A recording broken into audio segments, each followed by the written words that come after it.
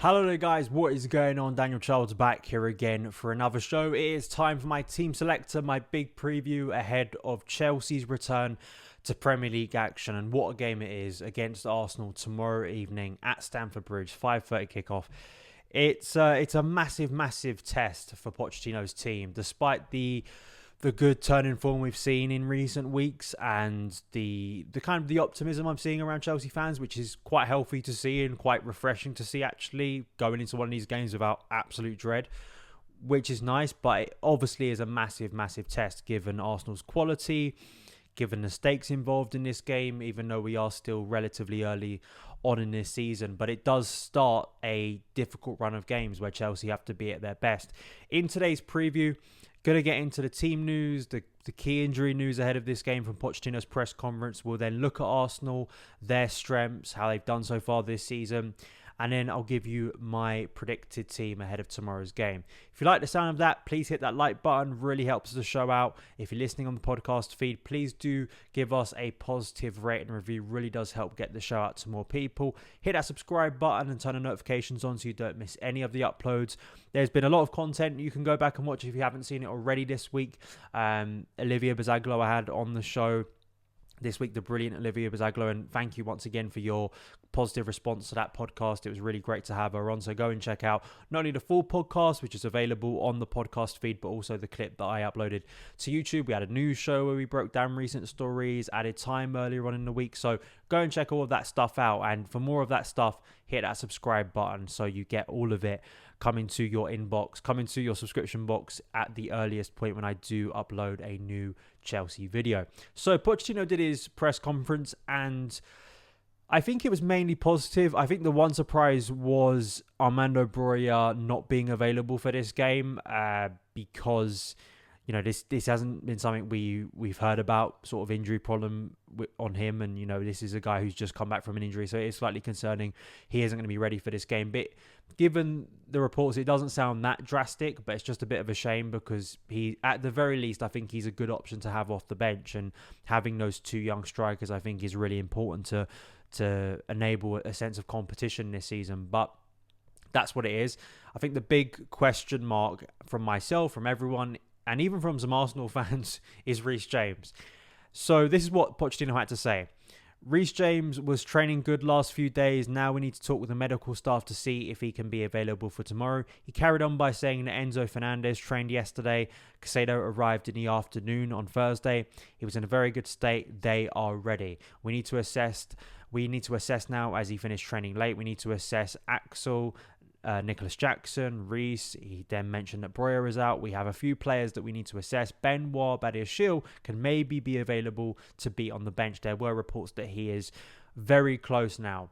Very close, which is great, which is wonderful. And you know, you kind of already think that Blackburn game in the League Cup feels like the perfect time for him to start his first game this season for Chelsea, potentially. You know, it's going to be easing him back in because he's been out for a while. But we'll get to Reece James because I did a show earlier this week where I was talking about the reports, that there were reports out there and they were good reports. There was good information about Chelsea and Reece James having a setback in his injury.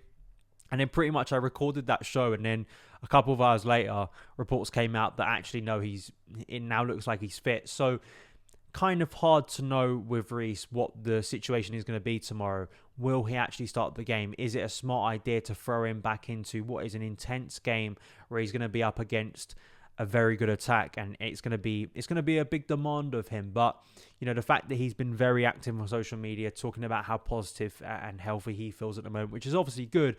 But there's also that balancing act of managing him well, and it's not like we don't have other options in that area to play tomorrow. So that's obviously one of the big questions for Pochettino.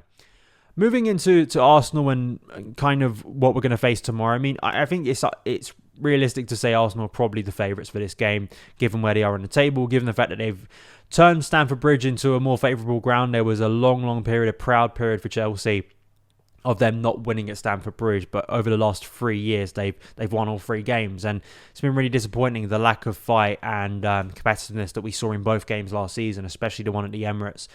Now Arsenal, there are some concerns, I guess, from their fans over how does the team look compared to last season, the struggles of Champions League football being thrown into the schedule and the demands placed on Mikel Arteta. Kai Havertz coming in and being Kai Havertz. I mean, I don't know if any of us can really be that shocked that the questions and discourse around Kai Havertz are the way they are with Arsenal fans, because it's what we've been saying about him for a number of years. But, you know, seeing how they can kind of go on to the next level compared to last season. But if you do look at their results, if you look at their output, it still is pretty strong.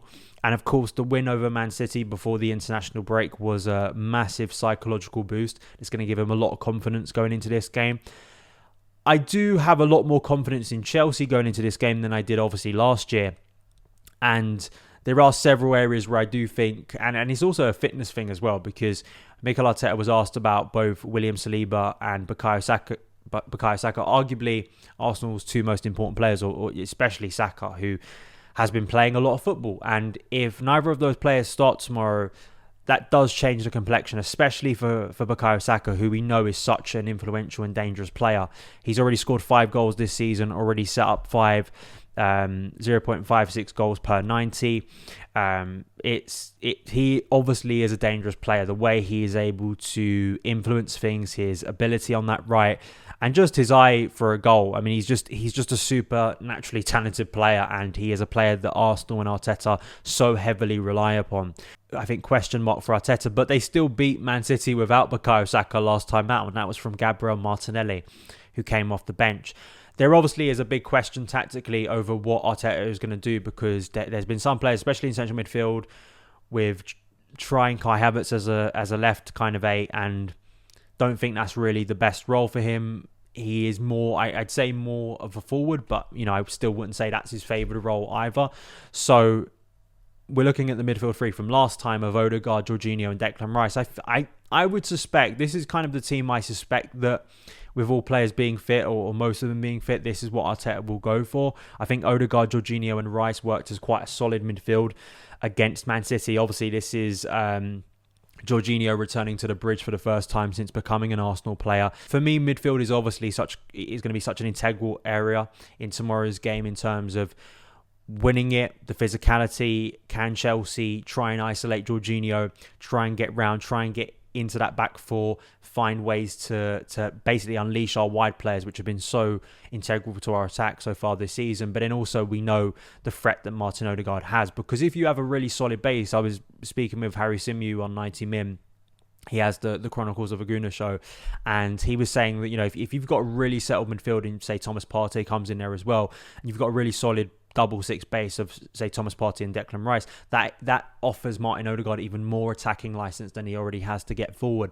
So there is threat there, and, you know, Gabriel Jesus, Martinelli, these are good players. So even without Bukayo Saka and Eddie Nketiah too has scored at Stamford Bridge against Chelsea before, so it's not like without Saka there's no talent, there's no threat. There obviously is. It's just in terms of a talismanic presence, especially in tight games, you feel Saka is so relied upon, especially from a threat point of view. If you're coming up against Arsenal, you have to think about Saka. You have to put a lot of attention towards him and the way Arsenal dictate a lot of their play down that right hand side. So that is an obvious thing in the way they build up, the way they look to attack, the way they look to create and score. So that's obviously a big question. So moving on to my predicted 11 here for Chelsea. There are obviously some big questions, right? And it was interesting. I put a poll out on my YouTube community page, and thank you for all of those who voted in it, regarding Raheem Sterling or Mykhailo Mudryk. I'll give you the result of that and then give you my point of view in a little bit. But it's actually quite refreshing when I was putting this team together to actually, for the first time in a while, and we did do this before Burnley, to be fair, of actually now starting to see a team come together. To be honest, I think you're a little bit crazy if you're doing wholesale changes based off what we've seen in recent weeks. I just don't see the logic behind it. I think it's two positions for me where I'm looking to change things, and I think there are question marks. So Robert Sanchez in goal, the back four of Levi Colwill, Thiago Silva, Axel Disasi, and then in my team, I have got Reece James. I have my concerns about him breaking down, I really do, but given he's fought so hard to get back and kind of putting him in the firing line for this game, and we know when Reece is available and if he's anywhere close to his best level, how transformative he can be. And in terms of from a defensive point of view too, I'd still rather Reece James than Marc Cucurella coming up against Gabriel Martinelli. And that's not to try and smear Marc Cucurella, who's done a fine job as a right back in recent weeks. He really has. But, given where he was, but still, we all have to accept Reece James is another level. And I'd still say Malo Gusto is another level. He's back from suspension. So you have got Malo Gusto there to come off the bench, maybe even start the game, and then you bring on Reece later. But I'm really excited to see what Reece could do with Cole Palmer further up the pitch. I spoke about this in my breakdown episode where I'm interested to see the way those two players would move around and combine, and how an opposing team would try and counteract that, because those two players could be very influential and actually combine together to create even more danger for the opposing team, which I think is very exciting. So I think Reece James will start this game. How long he lasts, I think, is a massive question, obviously, and that's a decision that Pochettino is going to have to make. We're not changing the midfield. Caicedo, Fernandes, Gallagher. It's the right midfield. It's the strongest midfield. It's a trio that's working. It's adding balance. It's adding energy. It's giving Enzo the license to get on the ball and play progressive passes. Gallagher, the stats around him in terms of passes in the final third, in terms of progressive passing, in terms of his ability to win the ball back.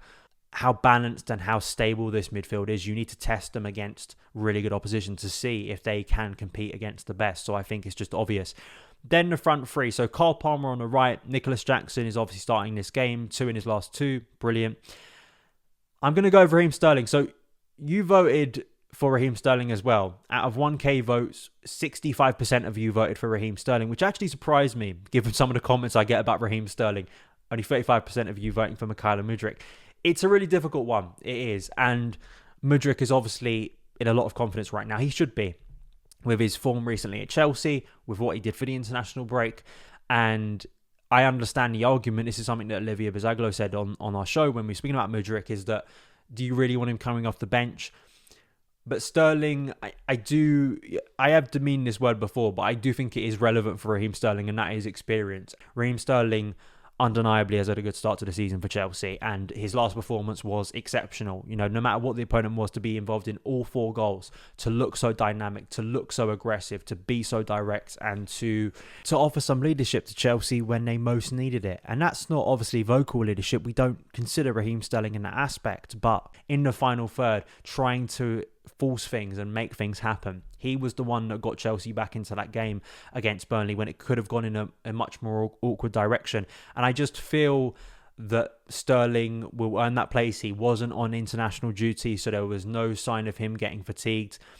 And also, let's say a dream scenario here, right? I like to think about dream scenarios. I think we all do, right? But if you're thinking about the second half and Chelsea maybe have gone 1-0 up and they're holding on to a lead, that scenario is tailor-made for Mudryk off the bench, and where I think he can be absolutely deadly. If you are coming up against a team who are pushing and pressing for an equaliser, as Arsenal would be in that situation, then if you've got Enzo Fernandez, if you've got Conor Gallagher, if you've got even Moises Caicedo who can play a ball over the top, Levi Colwill, then on the counter, you've got Mykhailo Mudryk. That is one of the great things I love about this Chelsea team this season, is there is real speed. There's real acceleration in this front three, which then does lend itself a little bit into counter-attacking a lot more than always being on the front foot, which I think is why some Chelsea fans, including myself, are maybe looking at this run of games with a little bit more optimism, because we won't be coming up against low blocks every single week. We will be coming up against teams for the majority of the time. I think maybe Brentford being the exception next week, where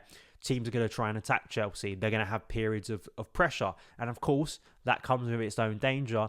But I felt watching us against Fulham, I think especially in the first half, the way at times we countered and were able to move the ball so quickly from back to front. And also in the second half against Burnley, I thought the way we countered and finished chances there was very impressive. You can even look back to the Brighton game too. That was not a game where Chelsea were up against a low block. Brighton are a very progressive team. So if we can move the ball quickly, if you can get it into the feet of Cole Palmer, who is going to have a much more difficult task. He is going to, I would be stunned if there isn't more attention on him for this game. But if he can get into those areas, those pockets where he can maybe combine with Nicholas Jackson, he can look for Raheem Sterling, he can drift inwards. I do feel on that right side, Chelsea maybe are going to go at Ben White a little bit more. Some Arsenal fans, there was this discourse earlier in the week about Ben White versus Reece James, and I kind of defended Ben White. Not to say that Ben White's a better player than Reece James, just in the sense that the obvious thing is that Ben White hasn't really been injured as much as Reece James has. So in terms of where Chelsea's big threats I'm looking at from a finishing perspective, I'm looking more on that left side where you're looking at the creativity on the right side of Reece James and Cole Palmer, and whether you're putting Raheem Sterling or Mykhailo Mudryk there. So I think it'll be more down that left side and how Chelsea are able to transition the ball. I have confidence under Pochettino that this Chelsea side will create opportunities. I think nearly every game this season, pretty much every game this season, Chelsea have been able to create at least one or two very good looks at goal. And it sounds very basic, but it's something that unfortunately Chelsea in recent years just haven't been that good at. And I think that's what will always give me confidence with this team if they keep doing it, that when you have that creativity, when you're able to get into dangerous positions on a regular basis, more times than not, I think you're going to come away with positive results. I really do. And hopefully those recent results and actually putting the ball in the back of the net has given this group of players a lot more confidence that they can go out there. Psychologically, there is no getting around this. A win tomorrow against Arsenal would be absolutely huge. Absolutely huge. Because it'd be the first time, I believe, since we beat Arsenal in August of 2021, if you remember that game at the Emirates. Correct me if I'm wrong, but I believe that was the last time Chelsea beat what we would deem a big team, a top six team. I think the exception being maybe Spurs. I think we did beat Spurs at home that season under Tuchel. But in terms of a big win, and we beat Spurs pretty regularly at Stamford Bridge, so I'm not sure it counts the same. In terms of that big win against a rival and the fact that we haven't beaten Arsenal for a while, psychologically, and I think for Pochettino, it would feel like his era has actually begun, and I think it would give such a lift to Stamford Bridge. It would give such a lift to the players, probably to the ownership who've been under fire. It would feel like Chelsea turning a new leaf and hopefully moving into a really positive part of the season. That's the dream. I did predict on 90 Min. I did predict on the Same Old Arsenal podcast. I'm going for a 1-1 draw. I don't usually give you score predictions on this, but because I've done it elsewhere, I'll say I think it will be a score draw. I think it will be a close game. I do think Chelsea will hurt Arsenal, but Arsenal are a very talented team. I think if Saka is available, I think that's obviously a big boost for Arsenal. And I think Kai Havertz is going to do something positive against Chelsea. I just hope it's a consolation goal rather than an important one. But we have to be prepared for that pain at some point, I'm sure. So those are my thoughts. That is my predicted team, my preview. Let me know yours in the comments below. Follow me across the socials at SonOfChelsea. Subscribe, hit that notification bell, like, share with fellow Chelsea fans, and I will see you again very soon. All the best.